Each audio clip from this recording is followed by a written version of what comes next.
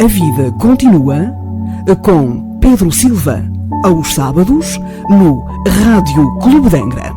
Boa tarde, caros amigos e ouvintes do Rádio Clube de Angra. Bem-vindos à nossa rubrica A Vida Continua.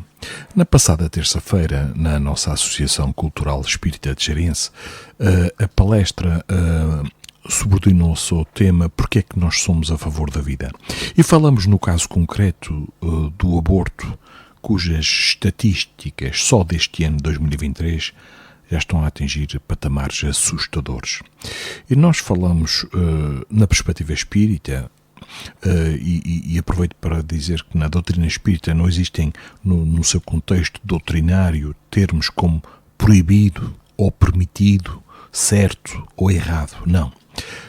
Existem esclarecimentos, porque existem diversos graus evolutivos, diversos patamares de compreensão diferentes, de espírito para espírito, de criatura para criatura. O que nós explicamos é no sentido de ir de encontro àquela frase de Paulo de Tarso, quando dizia que tudo nos é lícito, mas nem tudo nos convém. E chegamos à conclusão que, de facto, nem tudo nos convém. Nem tudo nos convém. Todos nós estamos aqui para progredir, para evoluir. Abortar é negar à criatura, a esse espírito, a esse filho de Deus, a oportunidade de evoluírem, de crescerem. Portanto, vamos aqui durante estes próximos minutos falarmos acerca deste assunto que, se falado isoladamente, vai gerar comportamentos antagónicos, extremistas até, vai causar ânimos.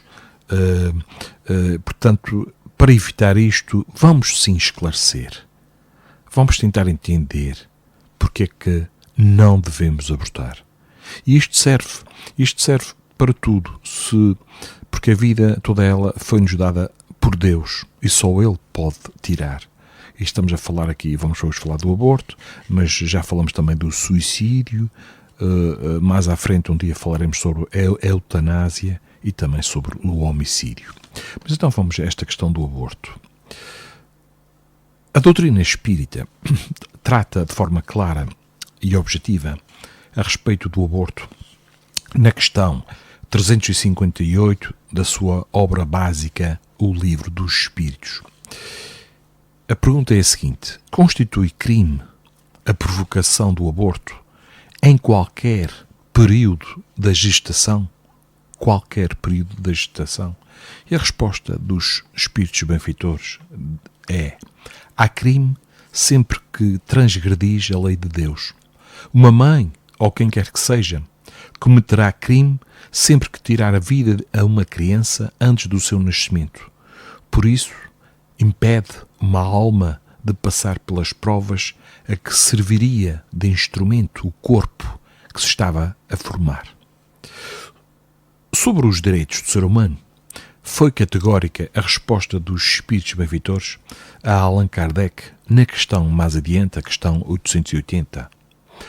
E a pergunta é a seguinte: qual é o primeiro de todos os direitos naturais do homem? E eles respondem: o direito de viver. Por isso é que ninguém tem o de atentar contra a vida do seu semelhante, nem de fazer o que quer que possa comprometer-lhe a existência física, a existência corporal. Para a doutrina espírita, está claramente definida a ocasião em que o ser espiritual se insere na estrutura celular, iniciando a vida biológica com todas as suas consequências. Na questão 344 do mesmo livro, pergunta-se o seguinte: em que momento a alma se une ao corpo? Eles respondem que a união começa na concepção, mas só é completa por ocasião do nascimento.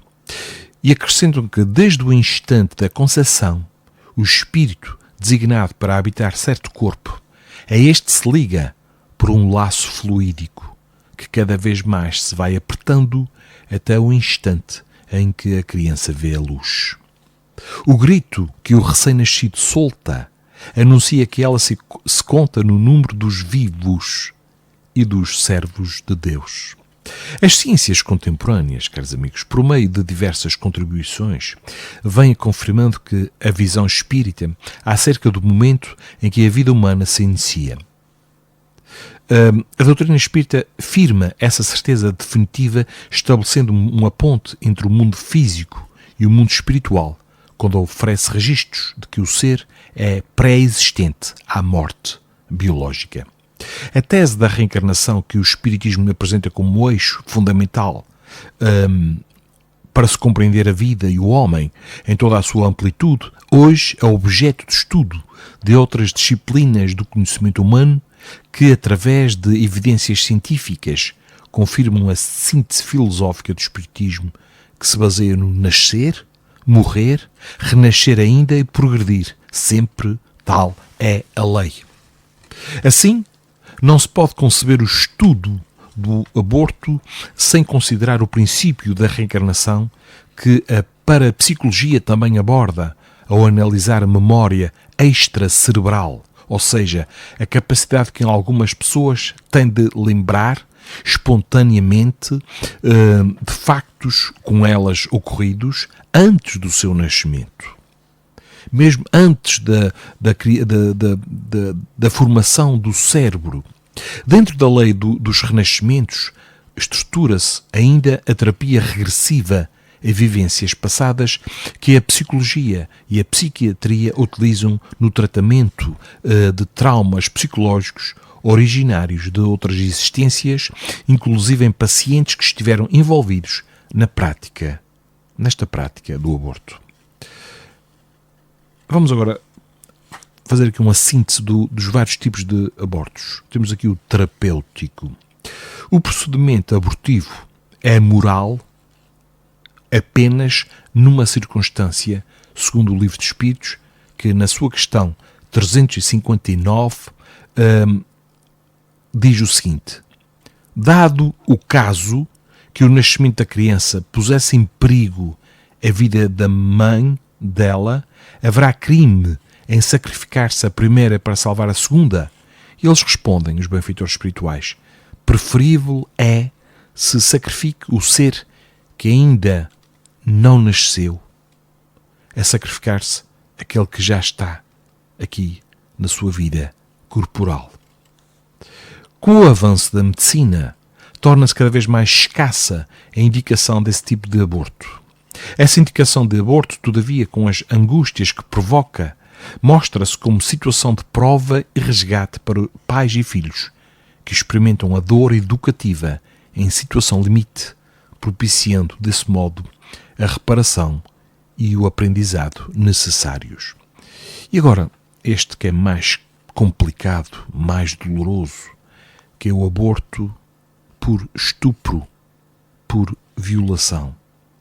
Justo a perguntar-se se foi a criança que cometeu o crime, neste caso. Foi o bebé que cometeu este crime. Porque imputar-lhe a responsabilidade por um delito no qual ela não tomou parte. Portanto, mesmo quando uma gestação decorre de uma violência, como a do estupro, a posição espírita é absolutamente contrária à proposta do aborto, ainda que haja respaldo na legislação humana. No caso de estupro, quando a mulher não se sinta com estrutura psicológica para criar o filho, porque é extremamente traumatizante, doloroso, ninguém julga esta mãe. Quem não tiver pecado que atire a primeira pedra, como dizia Jesus.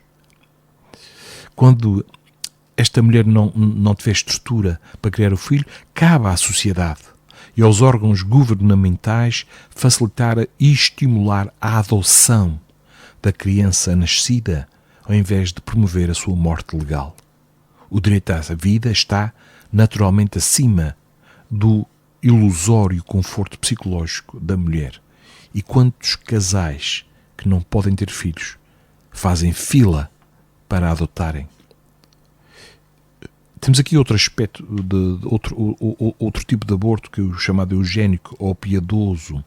Na questão 372 do Livro dos Espíritos, pergunta-se o seguinte: que objetivo visa a providência criando seres desgraçados, como aqueles, e quando eles dizem isso, nós temos que remontar ao ano de 1850 e poucos. Portanto, estamos aqui a falar dos nossos irmãos com deficiências do foro mental. Portanto, eles perguntam qual é o objetivo da providência para criar seres com estas problemáticas. E eles respondem: os que habitam corpos com estas deficiências são espíritos sujeitos a uma espécie de expiação. Sofrem por efeito do constrangimento que experimentam e da impossibilidade em que estão de se manifestarem mediante órgãos não desenvolvidos ou desmantelados. Fica evidente desse modo que, mesmo na possibilidade de o feto ser portador de lesões graves e irreversíveis, físicas ou mentais, o corpo é o instrumento de que o espírito necessita para a sua evolução, pois que somente na experiência reencarnatória terá condições de reorganizar a sua estrutura desequilibrada por ações que praticou em desacordo com a lei divina. Dá-se também que ele renasça num lar cujos pais, na grande maioria das vezes, estão comprometidos com o problema e precisam igualmente passar por essa experiência reeducativa, ou seja, estes pais no passado, no pretérito, em existências passadas, foram coniventes também com a problemática deste espírito que agora também está a aguardar a sua oportunidade reencarnatória. Aqui também temos o aspecto do aborto, chamado o aborto económico. Esse aspecto é abordado no Livro do Espírito na questão 687. Pergunta-se: indo sempre a população na progressão crescente que vemos, chegará o tempo em que a população seja excessiva aqui na Terra? Eles respondem: não. Deus a isso provê e mantém sempre o equilíbrio. Ele, Deus, coisa alguma inútil faz. O homem que apenas vê um canto do quadro da natureza não pode julgar da harmonia do conjunto. Isso só cabe a Deus. No Evangelho segundo o Espiritismo, outra obra da codificação espírita, no seu capítulo 25, Allan Kardec afirma o seguinte: a Terra produzirá o suficiente para alimentar a todos os seus habitantes quando, enfatizo, os homens souberem administrar, segundo as leis de justiça, de caridade e de amor ao próximo, os bens que ela dá. Quando a fraternidade reinar entre os povos, como entre as províncias do mesmo império, o momentâneo supérfluo de um suprirá a momentânea insuficiência de outro e cada um terá o necessário. Convém destacar, caros amigos, ainda que o homem não é apenas um consumidor, mas também um produtor, um agente multiplicador dos recursos naturais, dominando nesse trabalho uma tecnologia cada vez mais aperfeiçoada. Em relação aqui ao direito da mulher, neste assunto que estamos a abordar, invoca-se o direito da mulher sobre o seu próprio corpo como argumento para a descriminalização do aborto, entendendo que o filho é propriedade da mãe, que não tem identidade própria, e é ela quem decide se ele deve viver ou morrer. Não há dúvida quanto ao direito de escolha da mulher em ser ou não ser mãe. Não há dúvida quanto a isso. Esse direito ela o exerce com todos os recursos que os avanços da ciência têm proporcionado antes da concepção. Quando passa a existir também o direito de um outro ser, que é o do nascituro, o direito à vida que superpõe ao outro. Estudos científicos recentes demonstram o que já se sabia há muito tempo. O feto é uma personalidade independente que apenas se hospeda no organismo materno. O embrião é um ser tão distinto da mãe que, para se manter vivo dentro do útero, necessita emitir substâncias apropriadas pelo organismo da hospedeira, com o objetivo de expulsá-lo como corpo estranho. Ou seja, existe o corpo da mãe, mas existe aqui o corpo do filho, que já não pertence à mãe.